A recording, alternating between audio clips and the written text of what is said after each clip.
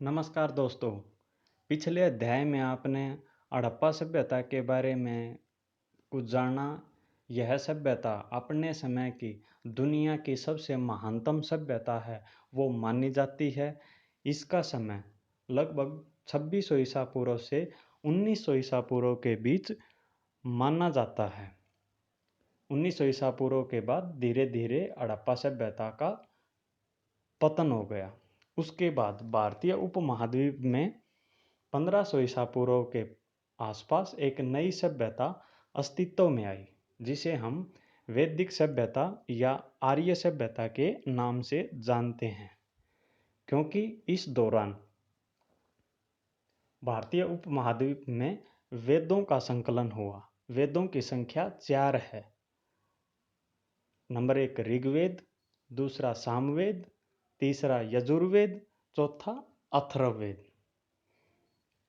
इसे हम आर्य सभ्यता भी कहते हैं, क्योंकि यह सभ्यता है वो आर्यों द्वारा बसाई गई थी। आर्य का मतलब होता है सर्वश्रेष्ठ, ज्ञानवान, बुद्धिमान। इसलिए हम सब आज अपने आप को आर्य कहते हैं। इस अध्याय में हम 600 ईसा पूर्व से 600 ईस्वी के बीच राजा, किसान और नगरों के बारे में अध्ययन करेंगे। इस अध्याय में हम 1200 वर्षों का इतिहास है वो पढ़ते हैं। ईसा मसीह के जन्म से 600 साल पहले और उसके 600 साल बाद का। इसकी शुरुआत हम 6ठी शताब्दी ईसा पूर्व से करते हैं।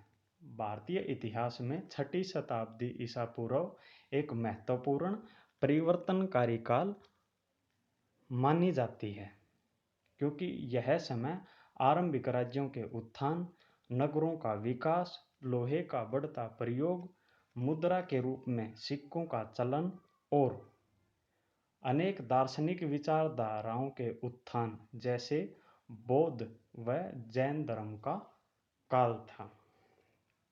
इस दौरान भारत में आरंभिक राज्यों का उत्थान हुआ, जिसे हम महाजनपद कहते हैं। महाजनपद जनपद शब्द से बना है। जनपद का अर्थ है जब किसी क्षेत्र में कोई कुल या कबीला अपना पांव रखता है, अर्थात वहां पर बस जाता है, तो उसे जनपद कहते हैं। जनपद प्राकृत व संस्कृत से मिलकर बना है। बौद्ध ग्रंथ अंगुत्तर निकाय व जैन धर्म के ग्रंथ भगवती पुराण के अनुसार महाजनपदों की संख्या 16 है, जिनमें मगध, वज्जी, कौशल, कुरु, पांचाल, गांधार और अवंती मुख्य महाजनपद थे। इस मानचित्र के माध्यम से हम देखते हैं कि लगभग सभी महाजनपद हैं वो उत्तर पूर्व भारत में स्थित थे। असमक है वो दक्षिणी भारत में, कंबोज व गांधार उत्तर पश्चिमी भारत में मौजूद थे।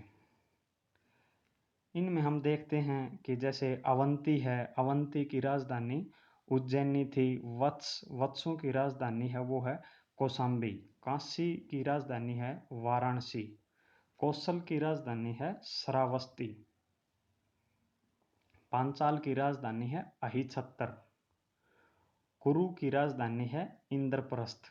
सूरसेन की राजधानी है मथुरा। मगध की राजधानी है राजगा या राजगीर। अंग की राजधानी है चंपा। वज्जी की राजधानी है वैशाली और मल की राजधानी है कुशीनगर। ये कुछ महत्वपूर्ण महाजनपद व उनकी राजधानियां हैं। अब हम महाजनपदों के विशिष्ट अभिलक्षण या विशेषताओं के बारे में पढ़ेंगे। नंबर 1 निश्चित सीमा क्षेत्र। हर महाजनपद की एक निश्चित सीमा होती थी, जिसे निश्चित प्रतीक चिन्ह, बाड़, ईंटों की दीवार आदि के द्वारा बनाया जाता था। दूसरा है शासन प्रणाली। हर महाजनपद की एक निश्चित शासन प्रणाली होती थी, चाहे वो राजतंत्र हो या गणतंत्रीय शासन प्रणाली। मगध, कुरु, कौशल आदि में राजतंत्रीय प्रणाली थी, जबकि मल व वज्जी में गणतंत्रीय प्रणाली मौजूद थी, जो दुनिया की सबसे प्राचीन गणतंत्रीय प्रणाली मानी जाती है। तीसरा है राजधानी।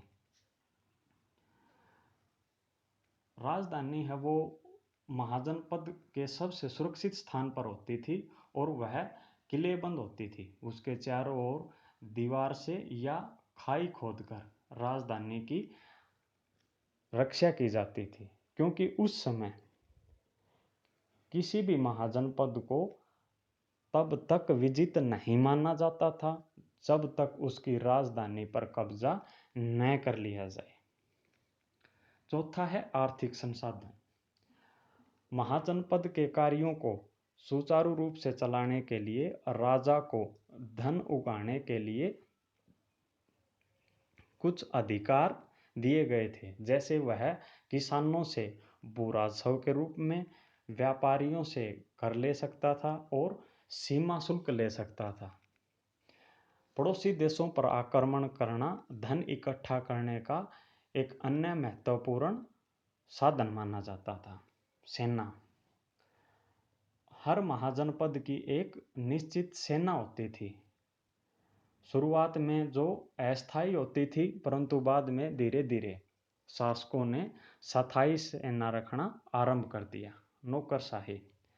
महाजनपद के कार्यों को सुचारू रूप से चलाने के लिए शासक की सहायता के लिए एक नौकरशाही होती थी।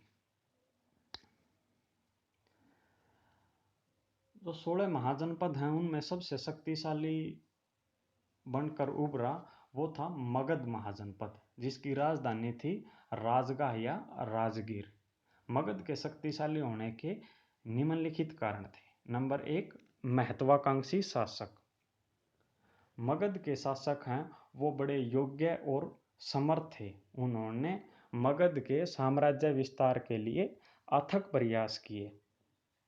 इन शासकों में बिंबिसार, अजातशत्रु और महापद्मनंद के नाम प्रमुख हैं। उपजाऊ भूमि। मगध बिहार व उत्तर प्रदेश में स्थित था।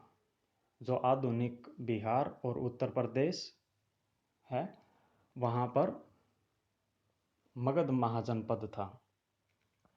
यहाँ की भूमि है वो बहुत उपजाऊ थी और गंगा व यमुना नदियों तथा इसकी सहायक नदियों के कारण इसकी सिंचाई है वो बहुत आसान थी। इसके कारण फसल प्रचुर मात्रा में पैदा होती थी। तीसरा, लोहे की उपलब्धता। मगध के सबसे शक्तिशाली होने के मुख्य कारणों में से एक है वो है लोहे की उपलब्धता। लोहे के द्वारा सेना के लिए हथियार व खेती के लिए औजार बनाए जा सकते थे, जिनके दम पर मगध सबसे शक्तिशाली बनकर उभरा। हाथी। तत्कालीन समय में सेना का सबसे महत्वपूर्ण जो साधन है वो थे हाथी। जिस शासक के पास जितने हाथी होते थे वो उतना ही शक्तिशाली समझा जाता था। मगध के पास प्रचुर मात्रा में हाथी हैं वो विद्यमान थे। अगला है सुरक्षित राजधानी। मगध की राजधानी राजगीर या राजगाह वो बहुत ही सुरक्षित स्थान पर थी। वो 3 ओर से नदियों से घिरी हुई थी, इसीलिए उस पर आक्रमण करना संभव नहीं था। आवागमन के साधन। मगध साम्राज्य में आवागमन के साधन सुलभ व सस्ते थे। गंगा नदी के माध्यम से भी यातायात है वो होता था। व्यापार। मगध के सबसे शक्तिशाली होने के कारणों में से एक है व्यापार। फसलों की प्रचुरता, लोहे की उपलब्धता, आवागमन के साधन, इनके कारण मगध के व्यापार में अभूतपूर्व वृद्धि हुई, जिसके कारण मगध है वो सभी महाजनपदों में शक्तिशाली बनकर उभरा। बच्चों, इस आधार पर अब आपको 2 प्रश्न लिखने हैं व याद करने हैं। पहला है महाजनपद के विशिष्ट अभिलक्षणों का वर्णन कीजिए। दूसरा, मगध के शक्तिशाली होने के कारण बताइए। वीडियो देखने के लिए धन्यवाद।